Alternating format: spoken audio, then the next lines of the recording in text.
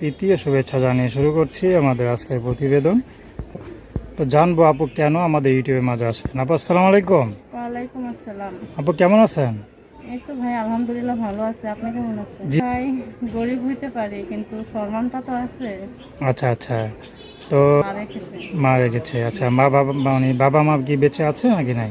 ভাই বাবা নেই, এখন আমার দিন মজুরিতে কাজ করে খাইতে হবে ভাই। মানুষের বাসা খালার বাসা কাম করি, ওখানে আমি দিন মজুরিতে যা পাই 200-300 এটা দিয়ে আমি আমার পুরো সংসারটা তো মনে হয় না কত সুন্দর স্মার্ট একটা মেয়ে।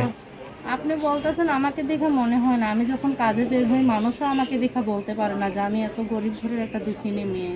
বলে তুমি অনেক সুন্দর একটা মেয়ে, তুমি কেন এই যে বাসা বাড়ি কাম কইরা রান্না বান্নার কাম করে নেই দেখেন। আমি বলি তুমি অনেক সুন্দর। তখন বলি ভাই সুন্দর যদি এত কিছু হয় না, পেটের দায়ে মানুষ সব কাজ করেই খাইতে পারে। তো বিয়ে শাদী করেন না কেন? এত কষ্ট না করতে বিয়ে শাদী করতে পারেন। বিয়ে শাদী তো ভাই আল্লাহর হাতে, এখন আল্লাহর যেদিন হুকুম হবে সেই দিন আমার বিয়ে হবে। এখন আল্লাহ তাআলার হাতে বিয়ে শাদী।